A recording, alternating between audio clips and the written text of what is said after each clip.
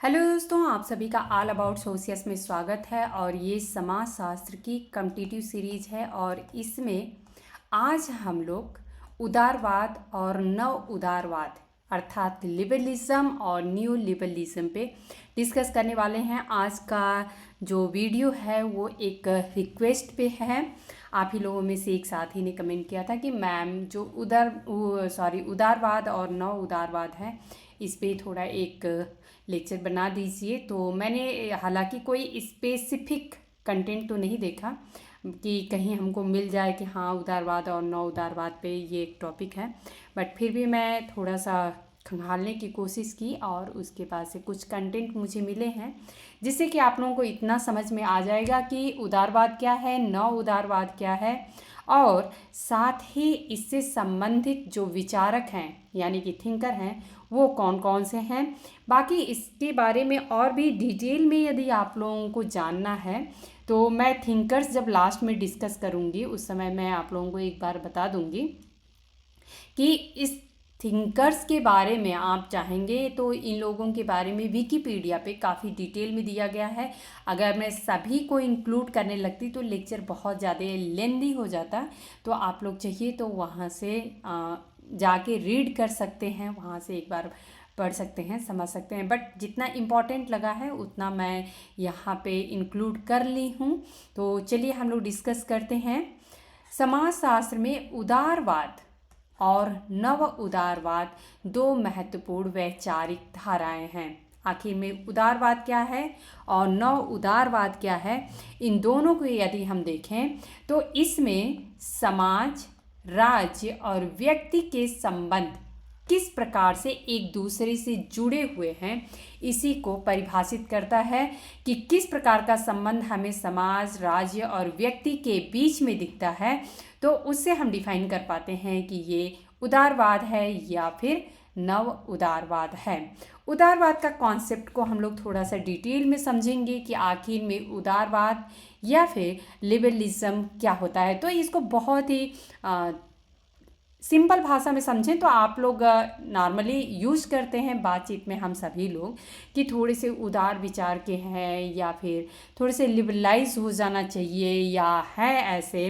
तो इस तरीके की मीनिंग यही आता है कि थोड़ा सा फ्लेक्सिबिलिटी हमको दिखता है, चाहे वो राज्य और व्यक्ति के संबंध की बात करें या फिर समाज के और व्यक्ति के बारे में बात करें। तो इस तरीके से हम जो भी संबंध दिखता है उसमें यह है कि थोड़ा सा उदारवादिता दिखता है, थोड़ी सी फ्लैक्सिबिलिटी हमको दिखेगी। तो अभी हम लोग इसको थोड़ा सा समझेंगे। उदारवाद एक राजनीतिक और सामाजिक दर्शन है। तो ये क्या है? एक राजनीतिक और सामाजिक दर्शन है जो व्यक्तिगत स्वतंत्रता, समानता और अधिकारों पर आधारित होता है। तो उदारवाद जो है वो क्या है? एक राजनीतिक और सामाजिक दर्शन है और यह एक ऐसा फिलॉसफी यानी कि ये एक ऐसा कॉन्सेप्ट है जो कि व्यक्तिगत स्वतंत्रता पे जोर देता है, समानता पर ये जोर देता है और सभी को समान अधिकार मिलने चाहिए, इस पर आधारित होता है।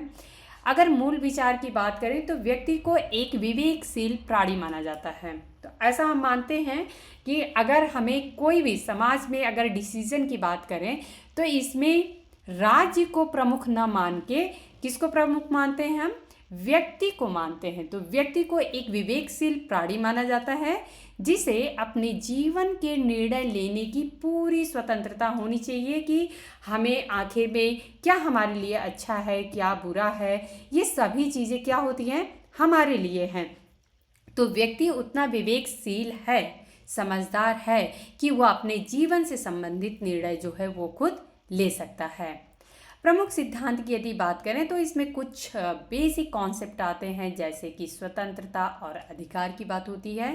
तो जीवन, स्वतंत्रता और संपत्ति को प्राकृतिक अधिकार माना जाता है। जीवन, स्वतंत्रता और संपत्ति कौन कौन सा है? जीवन है, स्वतंत्रता है और संपत्ति, इन सभी को हम क्या कहते हैं? प्राकृतिक अधिकार मानते हैं। यानी कि संपत्ति अगर मान लीजिए कि हमने ग्रहण किया है, अर्जित किया है, तो हमने अपनी मेहनत पे अर्जित किया है। और इस तरीके से आप लोग देखेंगे कि जो भी प्राइवेट इंडस्ट्रीज़ हैं या प्राइवेटाइजेशन पे इतना ज़्यादा जोर दिया जा रहा है, तो ये लोगों की अपनी खुद की मेहनत के अनुसार वो अपना जो एक बहुत बड़ा इमारत या बोलेंगे कि अपना इंफ्रास्ट्रक्चर तैयार करते हैं, उनकी अपनी खुद की मेहनत पे होता है। तो हम उसके लिए रोक नहीं सकते हैं कि नहीं आप ऐसा नहीं कर सकते हैं।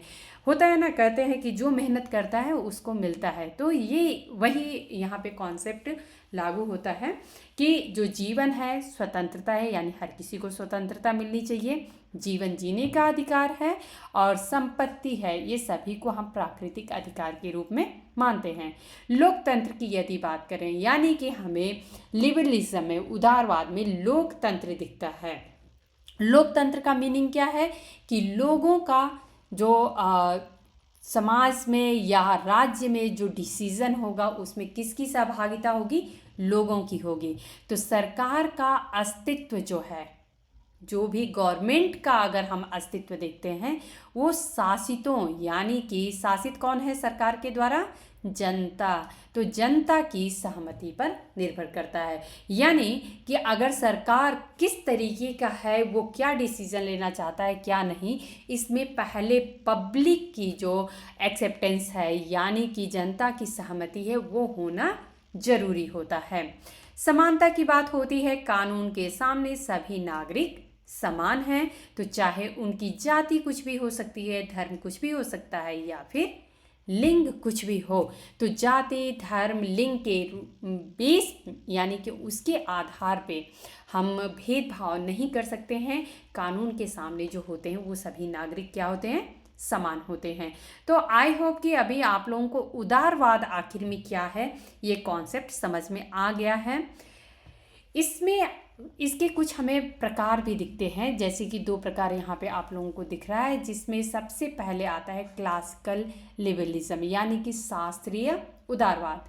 तो यह न्यूनतम राज्य का समर्थन करता है, जहाँ सरकार का हस्तक्षेप बहुत कम होता है।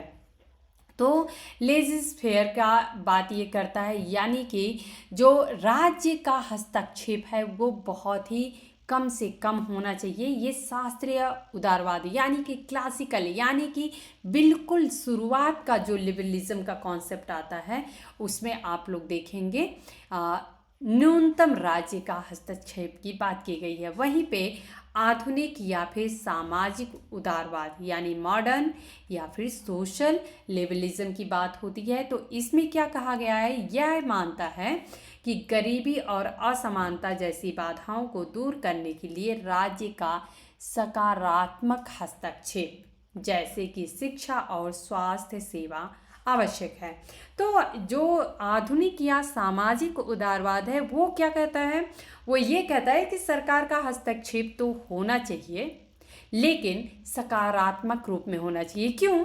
क्योंकि अगर हम गरीबी और असमानता को देखें तो ये हमारे हर समाज की समस्या दिखाई देती है, और इसमें जब तक हम सभी को सही शिक्षा यानी कि एजुकेशन और स्वास्थ्य सेवा नहीं देंगे, यानी कि जो भी हेल्थ सर्विसेज हैं वो यदि गवर्नमेंट प्रोवाइड नहीं करेगी, तो ऐसा हो सकता है कि जिनके पास पैसे हैं वो बहुत ही अच्छे से अपना एजुकेशन ले सकते हैं, अपना ट्रीटमेंट करा सकते हैं, या अपने को सही तरीके से हेल्दी रख सकते हैं। लेकिन उनका क्या, जो कि गरीब हैं और उनके पास जो बेसिक नीड है यानी कि बिलो पॉवर्टी लेवल में है, उनके लिए हम कैसे सोच सकते हैं, उनकी जो प्रॉब्लम्स है उसको कैसे सॉल्व करेंगे। तो इसके लिए राज्य का सकारात्मक हस्तक्षेप होना आवश्यक है।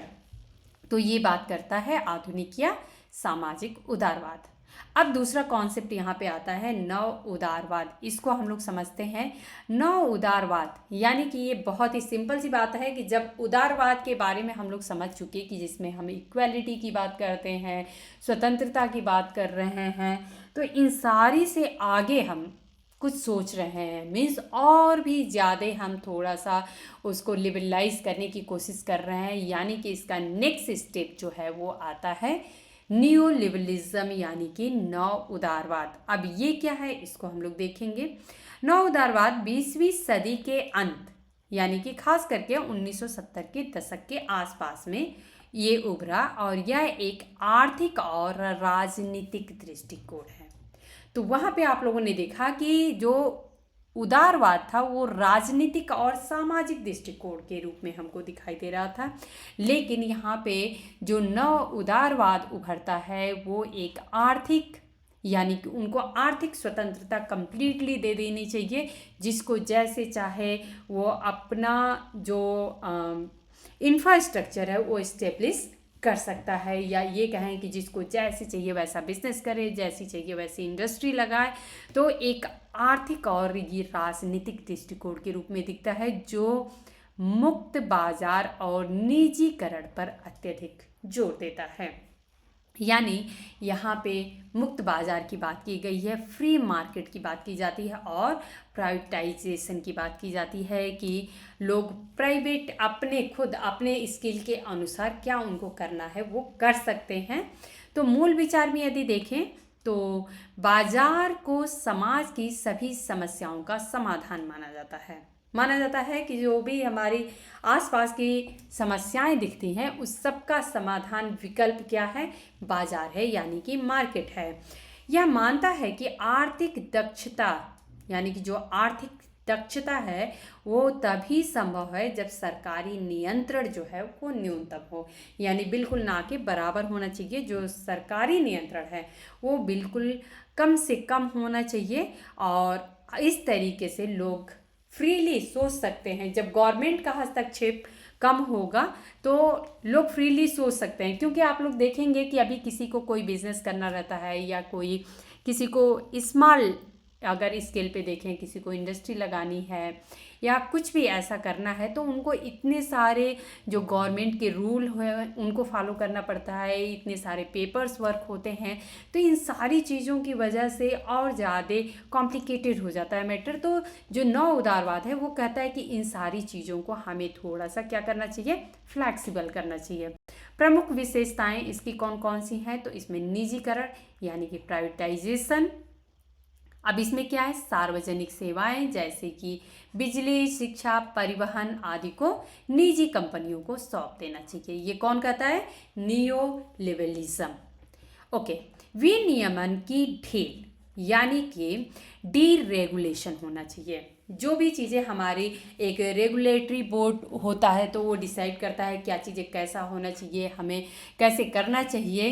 तो ये देखेंगे कि व्यवसायों पर लगे सरकारी नियमों और प्रतिबंधों को हटाना ताकि प्रतिस्पर्धा बढ़ सके। तो आप लोग देख सकते हैं कि इस समय गवर्नमेंट की पॉलिसीज़ काफ़ी समय से ऐसे ही चली आ रही है भारत में भी, कि ऐसा जो सरकारी नियम और प्रतिबंध हैं उनको काफ़ी हद तक लिबरलाइज किया गया है, काफ़ी हद तक उनको उदार किया गया है, ताकि जो व्यवसायी हैं लोग वो प्रतिस्पर्धा यानी कि एक दूसरे से कम्पीट करके और मार्केट में और अपनी अच्छी जगह बना सकें, या हम ये कहें कि इंटरनेशनल लेवल पे, ग्लोबल लेवल पे अपने आप पहचान बना सकें। ओके, फ्री ट्रेड की बात यहाँ पे की जाती है, तो अंतर्राष्ट्रीय स्तर पर व्यापार बाधाओं और शुल्कों को कम करना। तो ये आप लोग देख सकते हैं न्यू लिबरलिज्म का, आप लोग देख सकते हैं कितना ज़्यादा ये इकोनॉमी के करीब जाता है, यानी कि उससे ज़्यादा संबंधित है। तो जो इंटरनेशनल लेवल पे हम बिजनेस करते हैं, मान लीजिए कि अगर इंडिया से कुछ सामान दूसरी कंट्रीज़ में जाना है या दूसरी कंट्रीज से कुछ सामान इंडिया को आना है, तो उस पर कम से कम जो होता है इम्पोर्ट टैक्सेस वगैरह लगाए जाएं, ताकि लोग ईजिली अपने सामान को दूसरे कंट्रीज़ में सेल कर सकें। लोक कल्याण की कटौती, सामाजिक सुरक्षा और कल्याणकारी योजनाओं पर सरकारी खर्च कम करना। तो ऐसा एक ये भी कॉन्सेप्ट है न्यू लिबरलिज्म का, कि जो हम मैक्सिमम ज़्यादा से ज़्यादा पैसा लोक कल्याण में लगाते हैं उसको हमें कम करना चाहिए। जो सामाजिक सुरक्षा और कल्याणकारी जो योजनाएं होती हैं वेलफेयर के लिए सोची जाती हैं गवर्नमेंट की तरफ से, उस पर खर्च कम से कम होना चाहिए। प्रमुख नेता और नीतियाँ, तो इसे ब्रिटेन में मार्गरेट थैचर जिनके कॉन्सेप्ट को ही हम थैचरवाद कहते हैं, और अमेरिका में रोनाल्ड रीगन, जिनके कॉन्सेप्ट से हम रीगनवाद के कॉन्सेप्ट को देखते हैं, इनकी नीतियों को मजबूती मिली। तो मीन्स ये है कि इन लोगों का ऐसा मानना था कि गवर्नमेंट को कम्प्लीटली थोड़ा फ्री छोड़ना चाहिए, लोगों को इंडिविजुअल उनको क्या सोचना है, उनको कैसे बिजनेस करना है, या उनको किस तरीके से कंट्री में कंट्रीब्यूट करना है प्राइवेट फॉर्म में, नॉट इन गवर्नमेंट के साथ मिलके। तो वो अपनी किस तरीके से प्राइवेट अपनी अपनी कंपनियां कैसे अपनी पहचान बनाती हैं, इसके लिए लोगों को छूट देनी चाहिए, और गवर्नमेंट का जो है उस पर हस्तक्षेप जो है वो लगभग नहीं होना चाहिए। तो यहाँ पे हम लोग थोड़ा सा देखेंगे उदारवाद और नव उदारवाद के बीच में मुख्य अंतर तो थोड़ा क्या क्या है ये हम लोग समझेंगे। तो उदारवाद इधर है, नव उदारवाद है, ऑलरेडी आप लोग समझ चुके हैं, बट फिर भी एक बार थोड़ा सा समझेंगे। केंद्र बिंदु में यदि देखें तो व्यक्ति की स्वतंत्रता और अधिकार की बात की गई थी, किसमें? उदारवाद में। लेकिन अगर नव उदारवाद की बात कहें तो इसमें मुक्त बाजार और आर्थिक दक्षता की बात की जाती है। राज्य की भूमिका यदि हम देखें तो राज्य को कल्याणकारी कार्य करने चाहिए। आप लोगों ने देखा कि अगर वो जो उदारवादी विचारधारा थी उसमें ये था कि अगर मान लेते हैं कि जो लोग गरीब हैं या जो लोग अफोर्ड नहीं कर सकते हैं, तो उनके लिए जो है वो गवर्नमेंट की तरफ से एक सकारात्मक कल्याणकारी योजनाएं लानी चाहिए, और जिससे कि लोग जो हैं वो उन सेवाओं का जो सुविधा है उसको ले सकें। तो इस तरीके से हम देखें एक अनइक्वालिटी जो दिखता है या इनइक्वालिटी दिखता है समाज में, वो कम से कम हो सकता है। नव उदारवाद कहता है कि राज्य की भूमिका जो है वो न्यूनतम होनी चाहिए। ओके, सामाजिक न्याय की बात करें तो समानता और वंचितों की सहायता पे जोर देता है उदारवाद, वहीं पे प्रतिस्पर्धा और व्यक्तिगत लाभ को प्राथमिकता देता है। तो अभी जितने अगर हम देखें बड़े बड़े बिजनेसमैन हैं भारत में ही अगर हम देखें तो उनको और ज़्यादा प्रोत्साहित किया जाता है कि आप और अच्छे से करिए, क्योंकि इंडिया के लेवल पे साथ ही में ग्लोबल लेवल पे भी हमारी पहचान बनती है। तो प्रतिस्पर्धा और व्यक्तिगत लाभ को प्राथमिकता दी जाती है, किसमें? नियो लिबरलिज्म में। वहीं पे यदि हम लिबरलिज्म की बात करें तो समानता और वंचितों की सहायता पर जोर दिया जाता है कि भाई सबको एक समान होना चाहिए, तभी हम सही से हम कहें एक हेल्दी सोसाइटी को देख सकते हैं। अर्थव्यवस्था की यदि बात करें तो जो लिबरलिज्म है इसमें आप लोग देखेंगे मिश्रित अर्थव्यवस्था दिखती है, यानी कि इसमें सार्वजनिक और निजी दोनों दिखता है। जबकि यहीं पे अगर हम न्यू लिबरलिज्म की बात करें तो पूरी तरह बाजार आधारित अर्थव्यवस्था हमें दिखाई देती है। ओके, यहाँ पे आप लोगों को कुछ थिंकर्स हैं उनके बारे में मैं यहाँ पे डिस्कस कर लेती हूँ, तो आप लोगों को इतना क्लियर रहेगा कि लिबरलिज्म से रिलेटेड कौन कौन से थिंकर्स रहे हैं और कौन कौन से न्यू लिबरलिज्म से रहे हैं, सम थिंकर्स मॉडर्न से भी रहे हैं। तो थोड़ा सा हम लोग इसको समझेंगे। ये कंटेंट हमें इंग्लिश में इंग्लिश में मिला, हिंदी में नहीं मिल पाया, तो कोई बात नहीं है, इसमें सिर्फ थिंकर्स के नाम दिए गए हैं, तो इसको हम लोग देख सकते हैं।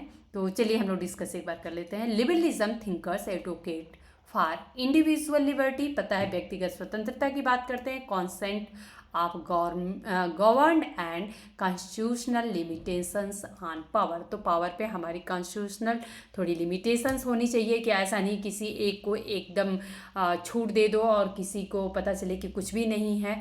तो थोड़ी एक इक्वालिटी की बात करते हैं, थोड़ी समानता की बात करते हैं। तो यहाँ पे आप लोग देखेंगे थोड़ी स्वतंत्रता की बात करते हैं हम यहाँ पे। तो लिबरलिज्म का कॉन्सेप्ट ये कहता है कि foundational figures include John Locke, यानी इन्हें नेचुरल राइट के लिए जाना जाता है, and Adam Smith free market के लिए जाना जाता है। तो एडम स्मिथ की बुक आप लोगों को याद होगी द वेल्थ ऑफ नेशन, जो इसमें इन्होंने फ्री मार्केट की पैरवी की है कि नहीं ये होना चाहिए, followed by influential proponent like J S. Mill. तो जे.एस. मिल की बात यहाँ पे आती है और ये इंडिविजुअल लिबर्टी की बात करते हैं। And modern theorist such as John Rawls justice as fairness, की बात करते हैं। तो यहाँ पे सम कॉन्सेप्ट आप लोगों को मिल रहा है, ये की टर्म इनसे जुड़ा हुआ है, ये आप लोग जरूर नोट कर लीजिएगा क्योंकि सम टाइम्स ऐसे क्वेश्चन में पूछ दिया जाता है। ओके, अभी हम लोग देखेंगे क्लासिकल लिबरलिज्म की बात। जो हम लोगों ने देखा था आप लोगों ने कि लिबरलिज्म को हमने 2 पार्ट में बांट दिया था, तो क्लासिकल लिबरलिज्म में कौन कौन से थिंकर्स आते हैं वो हम लोग देखेंगे। सभी के नाम आप सभी को पता है मोस्टली। तो यहाँ पे हम लोग देखेंगे ये 17th से 19th सेंचुरी तक रहा है टाइम पीरियड। ओके, सबसे पहले थिंकर आते हैं जॉन लॉक। आप लोगों ने लॉक, रूसो, मॉन्टेस्क्यू इन सब के बारे में आप लोगों ने पढ़ा है। तो जॉन लॉक ये 1632 से 1704 तक रहे हैं और known as the father of liberalism. बहुत ही इंपॉर्टेंट पॉइंट है यहाँ पे।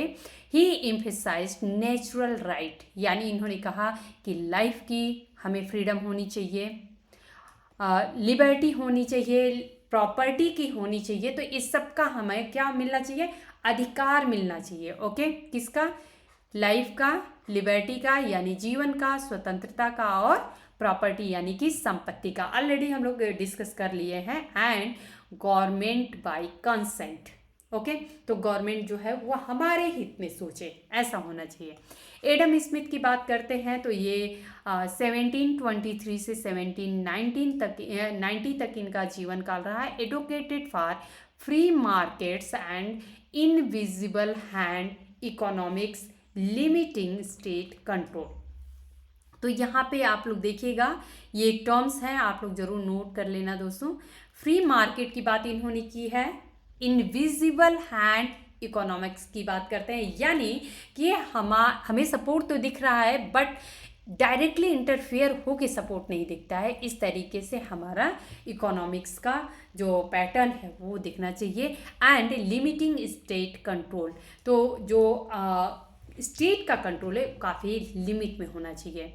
Montesquieu 1689 to 1755 propose the separation of powers to prevent tyranny. John Stuart Mill की आप लोगों ने सुना हुआ है नाम, ये भी हम लोग पढ़ते हैं सोशियोलॉजी में। तो 1806 to 1873 promoted utilitarianism and intellectual freedom and women's right। तो ये एक समानता की बात करते हैं, इंटेलेक्चुअल फ्रीडम की बात करते हैं, वोमेंस की राइट कैसे होने चाहिए, उनको भी सम राइट्स मिलने चाहिए, इनकी बात करते हैं John Stuart Mill. Tom Paine है यहाँ पे 1737 to 1809। 1 minute.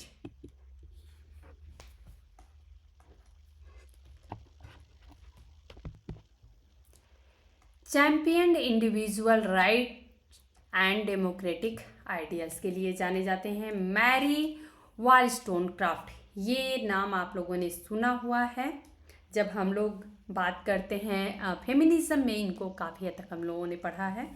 1759 to 1797 argued for the extension of the liberal equality to womens. तो जो औरतें हैं उनकी जो एक लिबरल इक्वालिटी की बात होती है, इसको इन्होंने सपोर्ट किया है, उसको उन्होंने कहा है। Okay, modern and social liberalism की बात करें यहाँ पे तो ये 20वीं सेंचुरी से प्रेजेंट तक का है और इसमें आप लोग नाम देख सकते हैं। जॉन रॉल का आता है 1921 to 2002, known as a theory of justice arguing for fairness and equality of opportunity, यानी सबको इक्वल अपॉर्चुनिटी मिलना चाहिए और फेयरनेस अपॉर्चुनिटी मिलना चाहिए। ऐसा नहीं कि पता चलता है कि किसी को मौका मिला और किसी को नहीं मिला।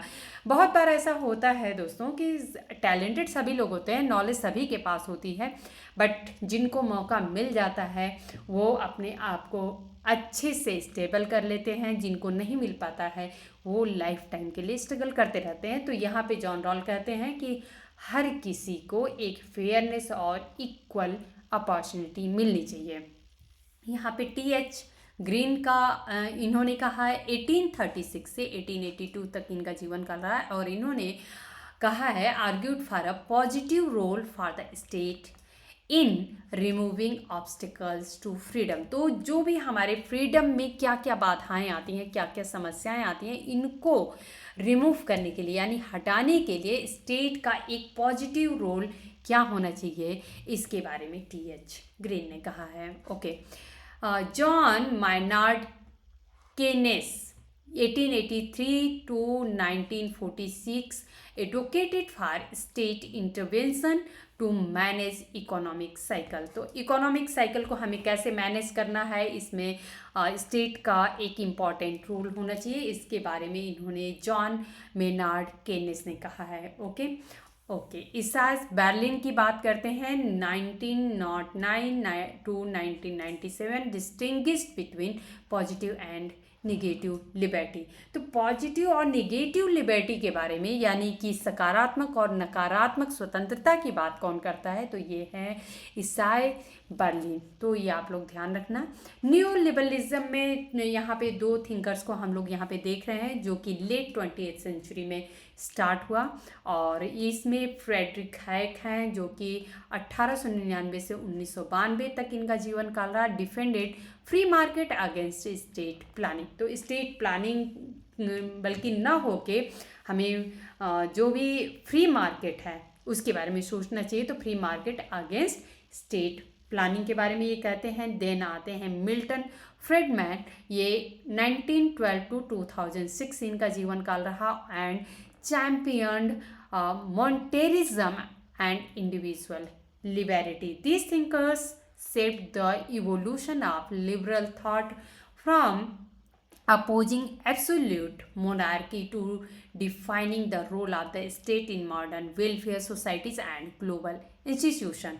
तो दोस्तों यहाँ पे एक बात बहुत अच्छे से क्लियर है कि अगर मान लेते हैं कि हर एक चीज़ में हम लोग देख रहे हैं कि डेवलपमेंट हो रहा है, साइंस एंड टेक्नोलॉजी इतनी ज़्यादा अपने एक डेवलप्ड पोजीशन पे है, और आप लोग देख सकते हैं कि मार्केटिंग किस तरीके से की जा रही है, बिजनेस किस तरीके से इस्टेब्लिश किया जा रहा है।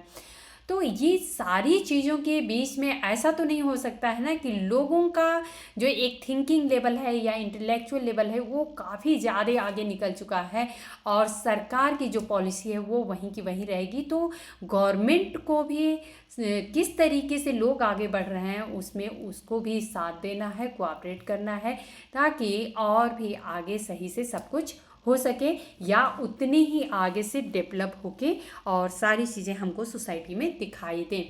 तो इन सारे कॉन्सेप्ट के लिए ये कुछ थिंकर्स हैं, इन्होंने अपने अपने सम थ्योरीज, कॉन्सेप्ट और विचार दिए हैं, तो इसको हम लोग डिस्कस किए। नौ उदारवाद पे इग्नू में एक पूरा का पूरा चैप्टर है, अगर आप लोगों को चाहिएगा तो मैं उसमें कौन कौन से थिंकर्स हैं उसको भी मैं डिटेल में डिस्कस कर दूंगी। बट यदि आप लोगों को नौ उदारवाद पे यदि डिटेल में रियल में अगर कंटेंट चाहिए तो आप लोग बताइएगा, क्योंकि वो कुछ 14-15 पेज का वो पूरा एक चैप्टर है, उसको मैं डिस्कस कर दूंगी। तो आप लोग कमेंट सेक्शन में ज़रूर बताइएगा, यदि चाहिए तो मैं उस पर लेक्चर बना दूंगी। मिलते हैं दोस्तों नेक्स्ट टॉपिक के साथ नेक्स्ट वीडियो में। धन्यवाद।